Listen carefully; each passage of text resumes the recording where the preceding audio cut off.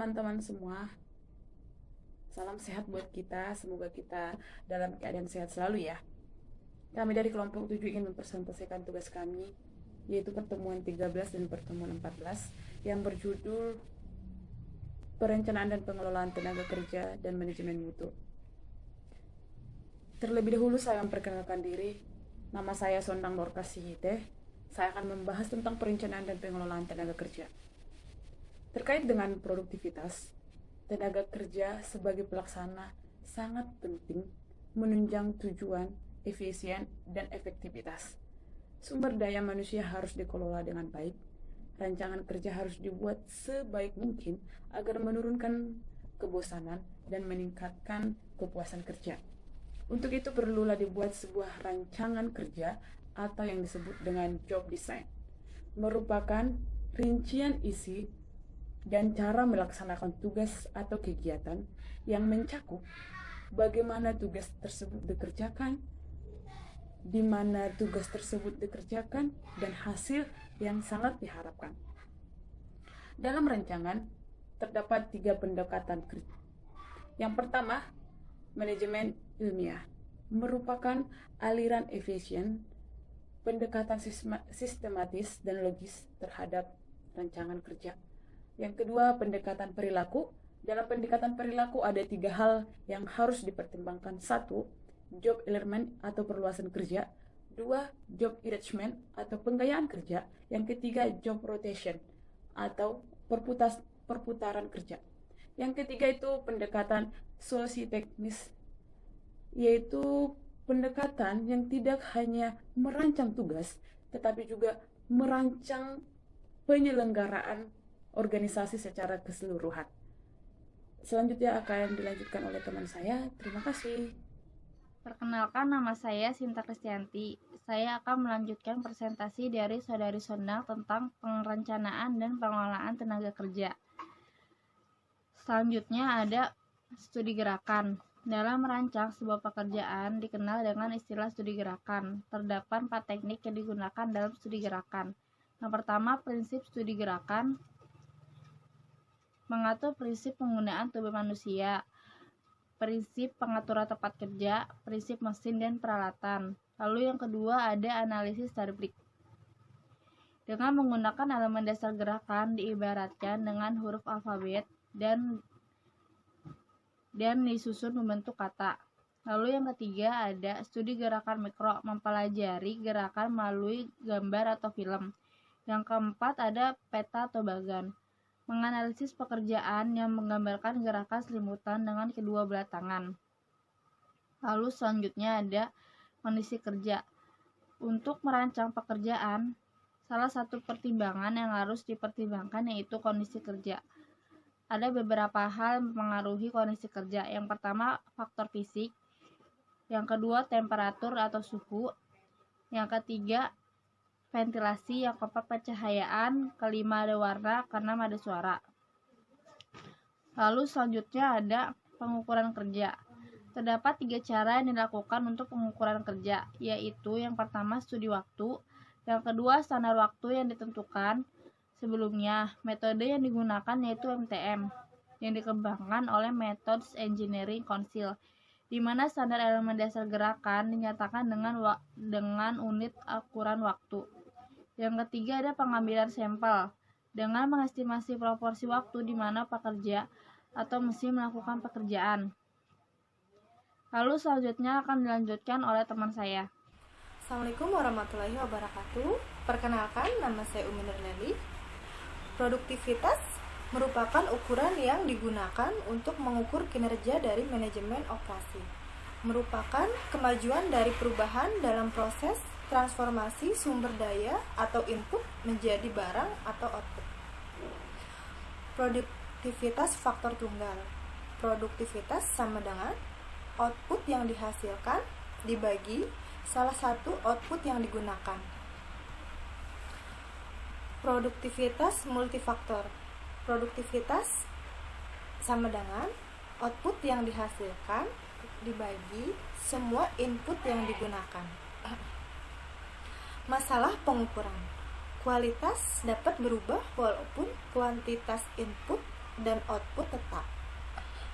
Unsur eksternal dapat menjadi penyebab peningkatan atau produktivitas. Kurang atau bahkan tidak ada satupun yang akurat. Peningkatan produktivitas tenaga kerja. 1. Pendidikan dasar yang sesuai bagi tenaga kerja yang efektif. 2. Pengetatan angka tenaga kerja. 3. Biaya sosialisasi, sarana dan prasarana yang memadai seperti transportasi dan sanitasi. Produktivitas dan sektor kerja. Sektor jasa menghadapi tantangan khusus dalam pengukuran produktivitas secara akurat dan peningkatan produktivitas. Produktivitas sektor jasa sulit berkembang karena sifat pekerjaan di sektor jasa memiliki ciri-ciri sebagai berikut. 1. Biasanya membutuhkan tenaga kerja yang banyak. Contoh, konseling dan mengajar. 2. Biasanya diproses secara individual. Contoh, konseling dan investasi. 3. Sering sulit untuk dimekanisme dan diotomatisasi. Contoh, jasa rambut potong. Kualitasnya sulit untuk dievaluasi.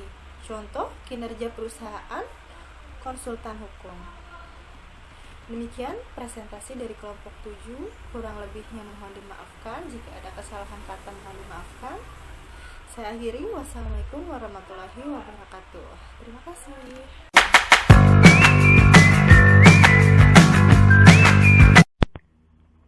Perkenalkan, nama saya Sri Agustina. Di sini saya akan menjelaskan tentang materi manajemen mutu. Berikut penjelasannya.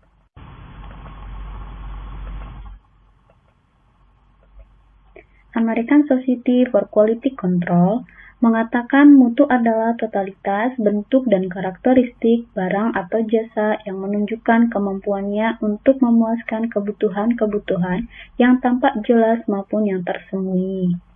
Menurut David Albarvin, 1984 mengatakan, yang pertama, berorientasi kepada pengguna atau pemakainya, artinya adalah tergantung pemakai menganggapnya.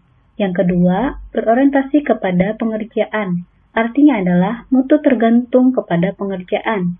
Yang ketiga, berorientasi kepada produk, artinya adalah mutu adalah variabel tertentu dan dapat diukur. Di sini ada pendekatan dan teknik yang berkaitan dengan mutu. Yang pertama, mutu harus diidentifikasi melalui penelitian. Ini termasuk dalam pendekatan mutu yang berorientasi kepada pengguna. Yang kedua, mutu diterjemahkan ke dalam atribut produk yang spesifik. Ini termasuk dalam pendekatan yang berorientasi kepada produk. Yang ketiga, produk bermutu jika dibuat persis dengan spesifikasi yang telah ditetapkan. Ini termasuk dalam pendekatan yang berorientasi kepada pengerjaan. Berikut, mengapa mutu penting? Karena mutu mempengaruhi organisasi dalam 4 hal, yaitu yang pertama, biaya dan pangsa pasar. Artinya adalah menunjukkan bahwa mutu yang ditingkatkan dapat mengarah kepada peningkatan pangsa pasar dan penghematan biaya.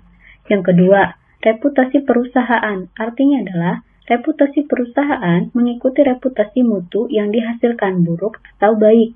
Yang ketiga, pertanggungjawaban produk. Artinya adalah pengadilan kini menganggap bahwa pihak-pihak yang harus memikul tanggung jawab adalah seluruh pihak yang tercakup dalam rantai distribusi. Yang keempat, implikasi internasional. Dalam era teknologi seperti sekarang ini, mutu merupakan perhatian internasional dan perhatian operasi. Implikasi internasional dengan adanya standar mutu internasional juga mendorong beberapa standar internasional, yaitu Jepang, Amerika, dan masyarakat Eropa mengembangkan standar mutunya. Di sini ada implikasi internasional dari mutu. Menurut Malcolm Baldrige National Quality Award untuk meningkatkan mutu dengan kriteria. Yang pertama, kita bisa lihat dari bagian ini. Di sini ada perbaikan. Di sini juga ada hasil yang diperoleh dari pasar yang terdiri dari perbaikan reputasi, peningkatan volume, peningkatan harga. Di sini juga ada biaya yang dapat ditekan, seperti peningkatan produktivitas, penurunan biaya, pengerjaan ulang dan sisa material, penurunan biaya garansi, dan ini semua akan meningkatkan laba. Di sini ada diagram keterkaitan. Di sini kita bisa lihat ya, seperti kualitas. Kualitas itu akan saling berkaitan dengan teknik perbaikan kualitas, pengertian kualitas, konsep kualitas pada industri manufaktur dan jasa. Biaya juga, biaya kualitas, nilai kualitas, dan kaitan kualitas, produktivitas, efisien, dan penggunaan. Di sini juga ada alat dan teknik untuk pengendalian kualitas. Ini semua terkait pada kualitas. Yang terkait pada kualitas juga seperti rencana penerimaan sampel, pengendalian kualitas statistika, dan pengendalian kualitas proses statika. Ini saling berkaitan. Dan kalian bisa lihat sendiri di sini diagramnya. Di sini ada pelaporan terdiri dari manajemen sistem jaminan mutu, pengembangan dan manajemen sumber daya manusia, perencanaan mutu strategis, perbandingan dan analisis informasi mutu. Tujuannya adalah untuk kepuasan konsumen. Yang kedua, untuk kepuasan konsumen dibandingkan dengan pesaing. Yang ketiga, mempertahankan konsumen. Ukuran kemajuannya itu terdiri dari mutu barang dan jasa, perbaikan produktivitas, pengurangan atau penghapusan limbah, kinerja pemasok, dan hasil keuangan. Selanjutnya, faktor-faktor yang mempengaruhi mutu. Yang pertama, manajemen. Dulu kala pertanggungjawaban atas mutu produk sangat tergantung pada mandor dan teknisi. Namun saat ini pertanggungjawaban ini telah beralih kepada manajemen yang disesuaikan dengan bidangnya. Yang kedua, karyawan. Artinya adalah dengan adanya perkembangan ilmu pengetahuan dan penciptaan bidang baru dapat menciptakan permintaan yang tinggi akan tenaga kerja yang berpengetahuan khusus, contohnya seperti tenaga ahli. Yang ketiga, desain barang atau jasa. Dengan mutu maka produk atau jasa yang ditawarkan tersebut mudah untuk dikenal dan membuat perusahaan juga mudah dikenal dan dipercaya oleh masyarakat. Yang keempat, fasilitas proses dan peralatan. Maksudnya adalah dengan semakin meningkatnya kerumitan dan syarat mutu yang lebih tinggi, membuat keamanan produk menjadi penting. Oleh sebab itu, dibutuhkan perhatian yang konstan untuk meyakinkan bahwa tidak ada faktor yang diketahui atau tidak diketahui akan masuk ke dalam proses untuk menurunkan kualitas komponen atau sistem. Yang kelima, material. Artinya adalah para ahli biasanya akan membuat spesifikasi dan keberagaman bahan uang yang bertujuan untuk menurunkan biaya produksi, namun tetap memenuhi standar mutu yang telah ditentukan. Yang terakhir, supplier. Artinya adalah bahwa pemasok dalam rangka pemikiran rantai pasokan mempunyai kedudukan yang jauh lebih penting, menjadi mitra dan aliansi strategis, mempunyai hubungan jangka panjang, diandalkan riset dan pengembangan produknya, dan diharapkan terus-menerus melakukan perbaikan dalam mutu dan harga barang. Assalamualaikum warahmatullahi wabarakatuh. Perkenalkan, nama saya Tiara Sukma Dewi. Di sini saya akan melanjutkan presentasi dari kelompok saya. Manajemen mutu terpadu atau MMT ada 3 bagian, yaitu yang pertama, MMT atau manajemen mutu terpadu memacu seluruh organisasi mulai dari pemasok sampai ke konsumen. Yang kedua, MMT atau manajemen mutu terpadu menekankan pada komitmen manajemen untuk memiliki keinginan yang berkelanjutan untuk mencapai kesempurnaan di segala aspek barang dan jasa yang penting bagi konsumen. Yang ketiga, MMT atau manajemen mutu terpadu penting karena keputusan tentang mutu mempengaruhi setiap tahap pembentukan dan pengelolaan operasi yang berkelas internasional. Langkah-langkah manajemen terpadu Edward Deming menggunakan 14 langkah yang kemudian dikembangkan menjadi 5 konsep, yaitu yang pertama, perbaikan yang terus-menerus. Yang kedua, pemberdayaan karyawan. Yang ketiga, perbandingan kinerja. Yang keempat, penyediaan kebutuhan yang tepat pada waktunya. Yang kelima, pengetahuan mengenai peralatan.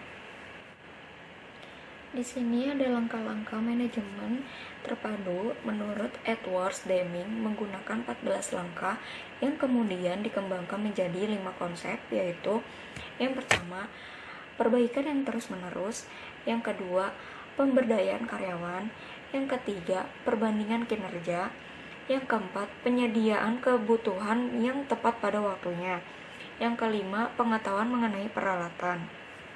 Di sini ada instrumen dalam manajemen mutu terpadu. Di sini ada rumah mutu atau house of quality.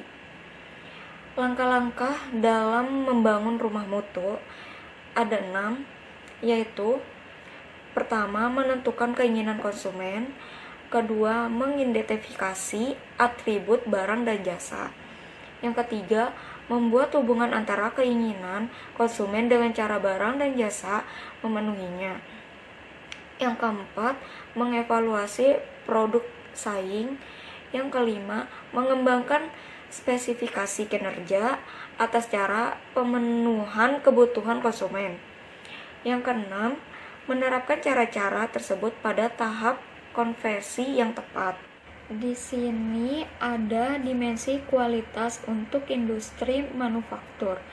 Dimensi kualitas untuk industri manufaktur menurut Garvin tahun 1996 meliputi yang pertama, performansi, yaitu kesesuaian produk dengan fungsi utama produk itu sendiri.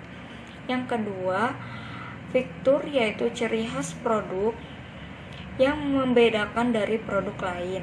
Yang ketiga, reliability, yaitu kepercayaan pelanggan terhadap produk karena kehandalannya atau karena kemungkinan kerusakan yang rendah. Yang keempat, konformansi, yaitu kesesuaian produk dengan syarat, ukuran, karakteristik desain, dan operasi yang ditetapkan. Yang kelima, durability, yaitu tingkat ketahanan atau awet produk atau lama umur produk. Yang keenam, serviceability, yaitu kemudahan perbaikan atau ketersediaan komponen produk. Yang ketujuh, estetik, yaitu keindahan atau daya tarik produk.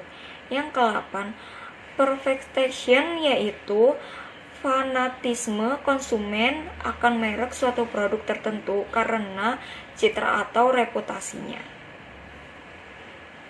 Selanjutnya akan dilanjutkan oleh teman saya. Untuk selanjutnya akan diteruskan oleh saya, Sinta. Dimensi kualitas pada industri jasa. Dimensi kualitas pada industri jasa menurut Garvin pada tahun 1996 antara lain communication, hubungan antara penerima jasa dengan pemberi jasa. Kedua, credibility, kepercayaan pihak penerima jasa terhadap pemberi jasa. Yang ketiga, security, keamanan terhadap jasa yang ditawarkan. Keempat, knowing the customer, pemahaman pemberi jasa terhadap kebutuhan dan harapan pemakai jasa. Yang kelima, tangibles, dalam memberikan pelayanan kepada pelanggan harus dapat diukur atau dibuat standarnya. Yang keenam, reliability, konsistensi kerja pemberi jasa dan kemampuan pemberi jasa dalam memenuhi janji para penerima jasa. Yang ketujuh, responsiveness, tanggapan pemberi jasa terhadap kebutuhan dan harapan penerima jasa. Yang kedelapan, competence, kemampuan atau keterampilan pemberi jasa.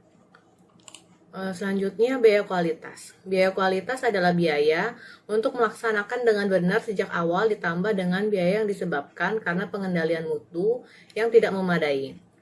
Ada 4 kategori utama yang dikaitkan dengan biaya kualitas, yaitu yang pertama, biaya pencegahan. Biaya yang terkait dengan mengurangi kemungkinan komponen atau jasa mengalami kerusakan. Contohnya pelatihan, program peningkatan kualitas. Yang kedua, biaya penaksiran. Biaya yang dikaitkan dengan proses evaluasi produk, proses, komponen, dan jasa. Contoh, biaya pengujian laboratorium dan pemeriksa. Yang ketiga, kegagalan internal. Biaya yang diakibatkan oleh produksi komponen atau jasa yang rusak sebelum diantarkan ke pelanggan. Contoh, rework, scrap, dan waktu tunggu akibat mesin rusak. Yang keempat, biaya eksternal. Biaya yang terjadi setelah pengiriman barang atau jasa yang cacat. Contohnya rework, barang yang dikembalikan, kewajiban, kehilangan kepercayaan, dan biaya masyarakat. Nilai kualitas adalah indeks penilaian pelanggan yang merupakan harga yang dibayarkan pelanggan atas hasil atau manfaat yang dirasakan karena kualitas produk atau proses sesuai dengan harapannya.